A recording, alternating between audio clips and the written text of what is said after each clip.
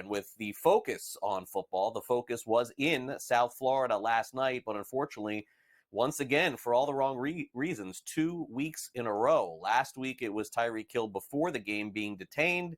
Last night, a key injury yet again to quarterback Tua Tagovailoa, who left the game last night with yet another concussion. Unfortunately for the Dolphins, this looks like it could potentially cost Tua time, and who knows even what the future potentially could hold for him as he ran into the chest. His helmet hit the chest of defensive back, ironically, Damar Hamlin of the Buffalo Bills. And so for the time being, the loss of the Dolphins last night to the Bills is sort of the secondary story. The primary story is the future of Tua. And this morning, the head coach of the Miami Dolphins, Mike McDaniel, talked about how the team moves forward. I think the way to the best articulate where we're at is, the team and the organization are very confident in Skylar, and see, there was a reason he was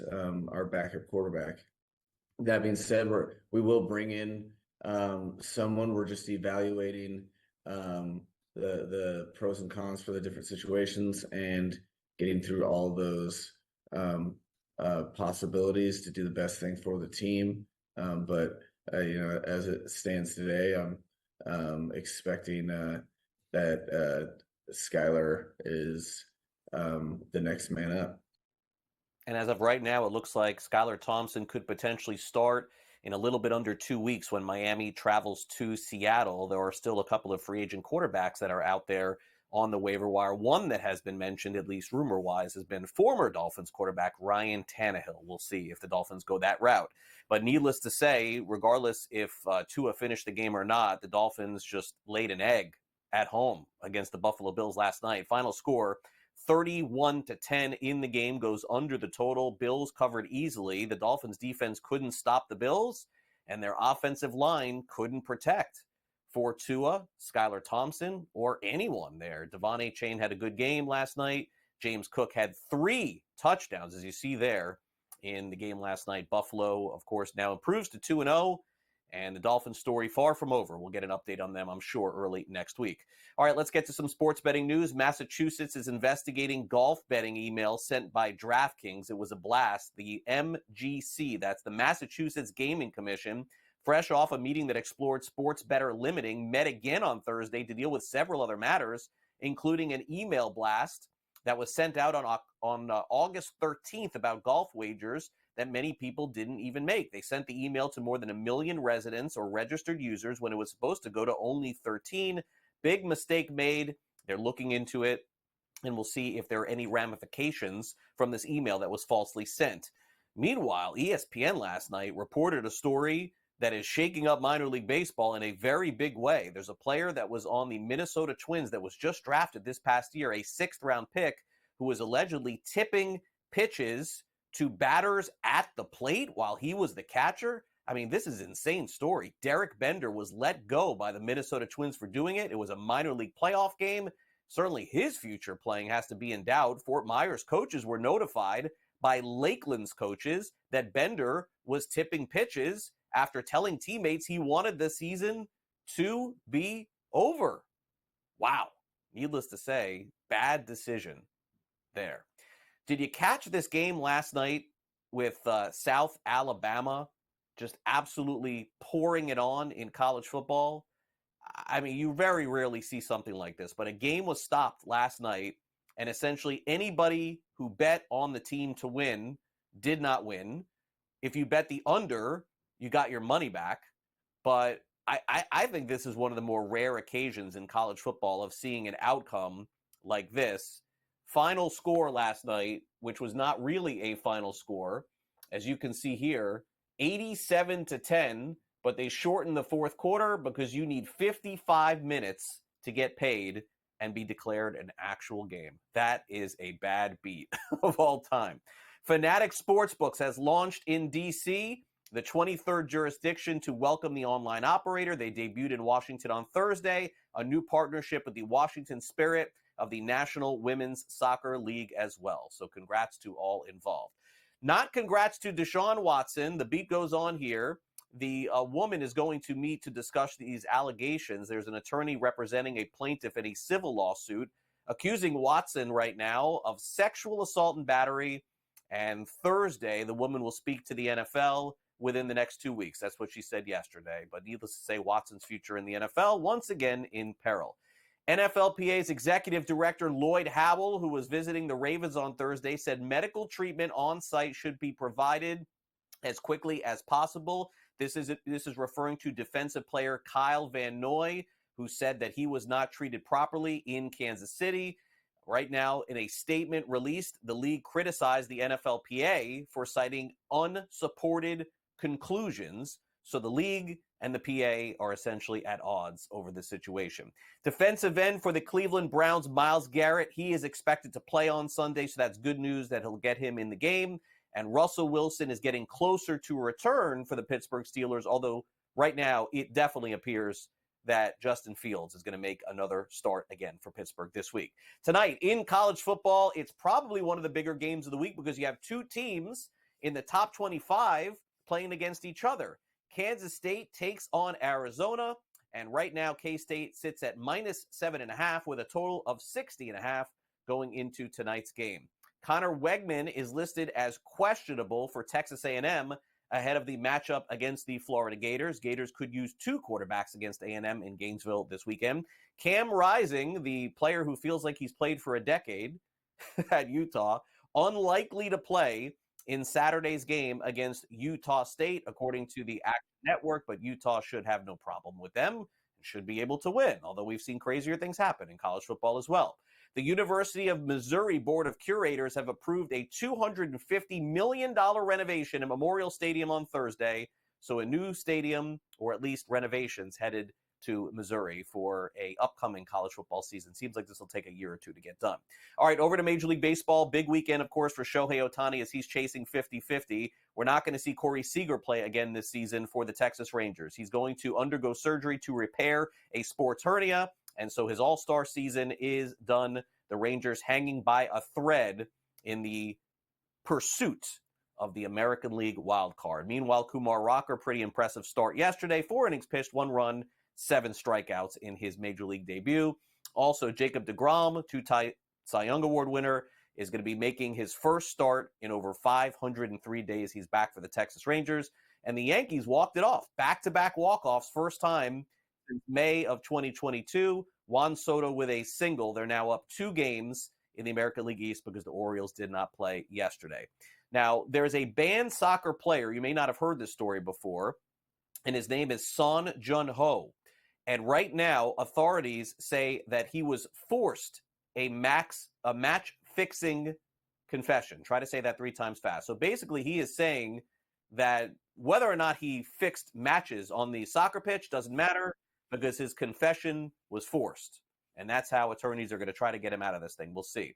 The Safe Bet Act has called for several initiatives that are putting each U.S. betting market under the same umbrella. Jim Ghazali will join us. We'll talk more about that coming up in about 30 minutes. And the WNBA and ACES have filed motions to dismiss former Las Vegas player Dearica Hamby's federal lawsuit about mistreatment over her pregnancy. We'll be right back with Vinny Iyer of Sporting News next. Welcome back to Newswire here on SportsGrid. Jim Ghazali is with us. He's our guest contributor from Legal Sports Report as we dive into an update on horse racing a little bit with DraftKings, also the IRS with an early warning for sports bettors before the football season. Don't see that often. Jim, great to have you back here on Newswire. Thanks for having me, Craig. You know, I couldn't let you get away with an extra week or two without a horse racing story. I got you. Loud and clear. We'll dive into that. But first, let's get into this new Safe Bet Act and tell us a little bit more about it. I see AI is being brought up into this as well. So how is artificial intelligence getting involved in sports betting to where they have to put out an act to keep safe with it? Don't get it. Tell me. Yeah, so yesterday, Congressman Paul Tonko and Senator Richard Blumenthal unveiled their Safe Bet Act.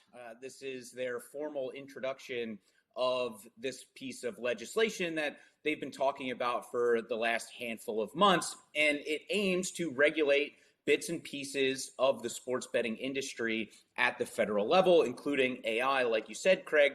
A couple of interesting notes that stuck out to me from their press conference yesterday. One of the big ones being that this piece of legislation calls for an outright ban on all college player props, which we've seen a handful of states around the country already taking action to regulate college wagering, especially around those college player props. In addition to that, they focused on 3 areas where they want to see increased regulation, one being advertising, another affordability, and the third AI. So the ads on that advertising piece, they want to limit where sportsbooks can promote their products. They want to make sure that ads are restricted to times and places where children most likely wouldn't be in the audience. They want to also regulate advertisements so that it's strictly about brand awareness rather than enticing people to place bets or educating people on how to place bets. The affordability aspect of this legislation was also interesting. They want to put in place a handful of different deposit limits. They're calling for no more than 5 deposits into your sports betting app in a 24-hour period. You can't deposit more than $1,000 in 24 hours, and you can't deposit more than $10,000 over any 30-day period. Now, on the AI piece, as we know, Craig, sportsbooks are using that artificial intelligence, that machine learning, all of these data points to custom tailor those same game parlays, different advertising, promotional boosts, all sorts of things to entice us to place a wager. So Tonko and Blumenthal, they both want to see regulation around the use of AI to better protect players. They say that unfairly targets losing players to have them chase their losses, so on and so forth. So they want some regulation around that. Their legislation that they unveiled yesterday was met with some pretty stern opposition. Congresswoman Titus from Nevada, she represents the district that includes the Las Vegas Strip. She spoke out against the legislation, as well as the American Gaming Association. They spoke out against this legislation as well. We've seen in recent years some attempts to regulate sports betting at the federal level be unsuccessful. So it remains to be seen what the uptake of this Safe Bet Act will be, but they did formally introduce it yesterday in D.C., Craig.